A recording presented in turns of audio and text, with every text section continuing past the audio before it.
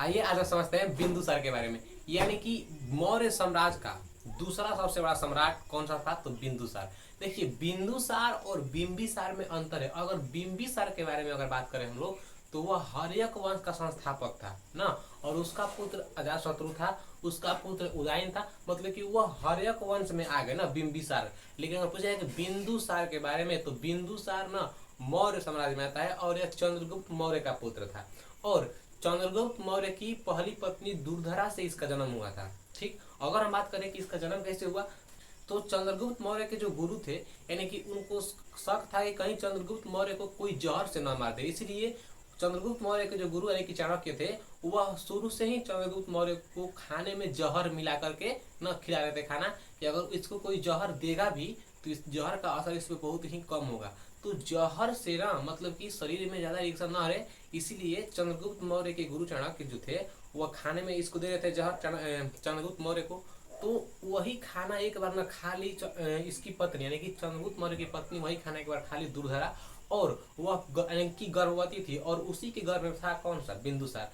तो गर्भवती थी तो उसके शरीर में जहर को झेलने की क्षमता नहीं थी, तो वह मर गई। तो जब वह मर गई तो चाणक्य जो थे वह जल्दी से उसके पेट को चीर करके बिंदुसार को बाहर निकाला। तो वहीं से भारत में प्रथम सर्जरी मतलब कि ना जो डिलीवरी हुआ वो पेट चीर करके हुआ। तो अभी तक के समय में वहीं से लोग ना कुछ प्रेरणा लेकर के कर रहे हैं। अगर हम बात करें बिंदुसार की, तो बिंदुसार के पिता का नाम चंद्रगुप्त और माता का नाम दुर्धरा। ठीक, एक्चुअली दुर्धरा जो थी वह चंद्रगुप्त मौर्य के प्रथम पुत्र यानी कि प्रथम पत्नी थी। उसकी 3 विवाह हुई थी। प्रथम पत्नी का नाम दुर्धरा, दूसरी पत्नी का नाम कार्नेलिया या फिर हेलना, और तीसरी पत्नी के बारे में उतना खास नहीं पूछा, इसलिए उसके बारे में आप लोग मत जानिए। अगर हम बात करें बिंदुसार के बारे में, तो बिंदुसार जो है ना, तो इससे उतना ज्यादा क्वेश्चन खास नहीं पूछता है। बस आप लोगों को केवल 5-6 टॉपिक्स ही याद रखने हैं बिंदुसार के बारे में। अगर हम बात करें कि बिंदुसार को हम कहते क्या है, तो बिंदुसार का दूसरा नाम है अमित्र घात। क्या है, अमित्र घात।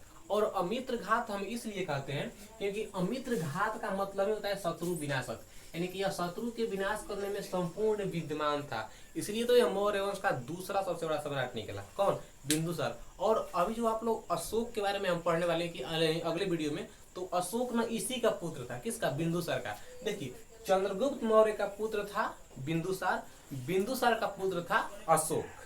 ठीक, अब देखिए बिंदुसार का दूसरा नाम अमित्र घात, इसी को हम लोग यानी कि अमित्र घात का मतलब क्या होता है, शत्रु विनाशक होता है। क्लियर है। अब थोड़ा सा हम और आगे बढ़ते हैं। अगर हम बात करें कि बिंदुसार जो था वह आजीवक संप्रदाय का मतलब था, यानी कि वह आजीवक संप्रदाय का अनुयायी था। अनुयायी का मतलब कि यह आजीवक संप्रदाय को मानता था। आजीवक संप्रदाय का मतलब होता है कि भगवान में इसको थोड़ा सा विश्वास नहीं था ना, यानी कि यह नास्तिक टाइप का था, कौन, बिंदुसार। यानी कि यह भगवान को मानता ही नहीं था, जो था ये खुद था।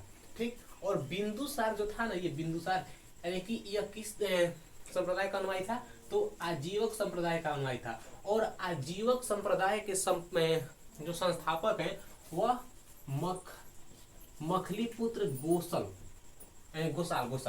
मखलीपुत्र गोसाल को माना जाता है।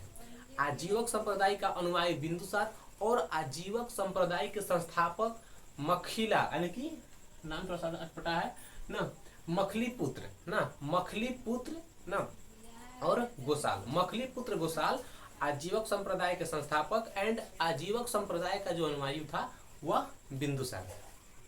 अगर हम थोड़ा सा और आगे बढ़े तो हम पाएंगे कि बिंदुसार को ना वायु पुराण में बिंदुसार को कहा गया है भद्रसार। क्या कहा गया है, भद्रसार। यानी कि वायु पुराण एक पुराण है और उस पुराण में बिंदुसार को क्या कहा गया है, भद्रसार। और भद्रसार का मतलब ये कि भद्रसार कहिए या फिर वारिसार कहिए, ये दोनों ही नाम बिंदुसार के हैं। और बिंदुसार को अमित्र घात भी कहा जाता है। अमित्र घात का मतलब शत्रु विनाशक होता है ना। आई होप कि आप लोग अच्छे से समझ गए होंगे। अब थोड़ा सा हम और आगे बढ़े तो हमको क्या पता चलता है कि जब चंद्रगुप्त मौर्य मगध के जब राजा थे, तो उस टाइम पे उनका जो दूत था, यानी कि चंद्रगुप्त मौर्य के दरबार में जो दूत रहता था, उस दूत को किसने भेजा था, सेलुकस निकेटर ने भेजा था। तो उसी प्रकार से ना मेगास्थनीज जब चला गया तो एक और दूत आया, किसके शासनकाल में, बिंदुसार के शासनकाल में। और उस दूत का नाम था डाइमेकस। क्या नाम था उसका? डाइमेकस था। और डाइमेकस जो था, ऐसा माना जाता है कि डाइमेकस जो था वो मेगास्थनीज का उत्तराधिकारी था, यानी कि मेगास्थनीज का ही पुत्र था। कौन? डाइमेकस। और डाइमेकस बिंदुसार के दरबार में राजदूत बनकर रह रहा था। अगर हम बात करें कि इसको किसने भेजा था, तो डाइमेकस को एक सीरिया के राजा थे। सीरिया के राजा कौन थे? तो एंटियोकस प्रथम ने, यानी कि देखिए ये एंटियोकस कहाँ के थे? सीरिया के थे। यानी कि सीरिया के राजा जो थे, इसी यानी कि इन्होंने ही डाइमेकस को भेजा था, जो कि मेगास्थनीज का उत्तराधिकारी था और बिंदुसार के दरबार में रह रहा था। अगर हम थोड़ा सा और आगे बढ़े तो हम क्या जानेंगे कि जब बिंदुसार मगध का राजा था, तो मगध में एक जगह थी तक्षशिला। क्योंकि पूरा भारत साम्राज्य मौर्य वंश के अधीन ही पहले कार्य करता था, तो भारत में एक जगह थी। कौन? तक्षशिला। तो तक्षशिला में ना एक बार कि विद्रोह हो गया, कह सकते युद्ध हो गया, आपस में लोग लड़ने लगे। तो उसी विद्रोह में ना चंद्रगुप्त मौर्य ने अपने बिंदुसार ने अपने पुत्रों से बोला कि जाओ पहले मतलब कि उस विद्रोह को सुलझाने का काम करो, यानी कि जनता को शांत रखो। तो बिंदुसार का जो पहला पुत्र था सुसीम, सबसे पहले वो आ गया। एंड सुसीम के बाद अशोक गया, और उसके बाद ये तीस गया ही नहीं था, मतलब कि यह नहीं गया। लेकिन आप लोग की जानकारी के लिए बिंदुसार के 3 पुत्र थे। कौन कौन? सुसीम, अशोक और तीस। हमको इतिहास में सबसे ज्यादा पढ़ने को मिलता है अशोक के बारे में ना, अशोक की शिलालेख, अशोक ने ये किया, अशोक ने वो किया, तो हम पढ़ेंगे इसके बारे में, लेकिन अगले वाले वीडियो में। सबसे पहले हम इसको समझ लेते हैं। तो बिंदुसार के कितने पुत्र? 3 पुत्र, सुसीम, अशोक और तीस। लेकिन तक्षशिला के विद्रोह में कितने लोग गए थे, कितने पुत्र गए थे? तो 2 पुत्र गए थे। सबसे पहले कौन सा पुत्र गया? सुसीम। उसके बाद गया था अशोक, और तीस से नहीं गया था ना, क्योंकि सबसे छोटा था। ऐसे आप लोग इसके याद कर सकते हैं। अगर हम बात करें बिंदुसार की, तो बिंदुसार को एक बौद्ध धर्म के बहुत ही बड़े विद्वान है, और उसी ने, यानी कि उनका नाम क्या है? तारानाथ। और तारानाथ ने ही बिंदुसार को ऐसा बताया कि बिंदुसार जो है ना, वो 16 राज्यों के विजेता हैं। मतलब कि बिंदुसार 16 राज्यों के विजेता माने जाते हैं। किसके अनुसार? बौद्ध धर्म के बहुत ही विद्वान एक है, उनका नाम क्या है? तारानाथ के अनुसार बिंदुसार 16 राज्यों के बहुत बड़े विजेता हैं। अगर हम थोड़ा सा और आगे बढ़े तो हम जानते हैं कि बिंदुसार के दरबार में एक 500 सदस्यों वाली एक सभा होती थी, जिसमें कि 500 लोग बैठते थे और एक मंत्री परिषद भी होता था। और उस 500 सदस्यों की जो प्रमुख एक व्यक्ति था, उसका नाम था खलाटक।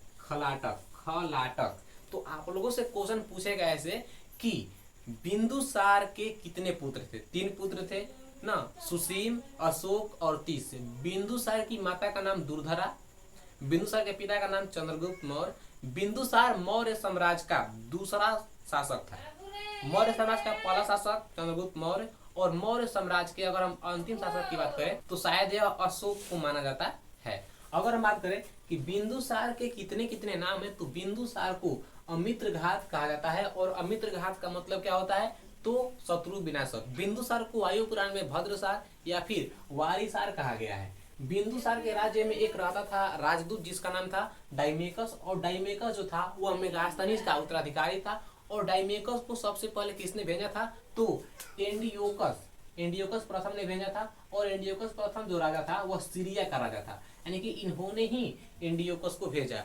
तक्षशिला में एक बार विद्रोह हो रहा था, तो उस विद्रोह से, यानी कि उस विद्रोह को शांत करने के लिए बिंदुसार ने 2 अपने पुत्रों को भेजे। पहला पुत्र सुसीम गया, एंड उससे जब मामला शांत नहीं हुआ तो उसके बाद कौन गया? तो अशोक गया। आप लोगों से केवल यही 2-3 क्वेश्चन पूछेगा आप लोगों से। तो आई होप कि आप लोग वीडियो अच्छे से समझ गए होंगे, और मिलते हैं हम लोग एक अगले वीडियो में एक नए टॉपिक के साथ। तब तक के लिए धन्यवाद।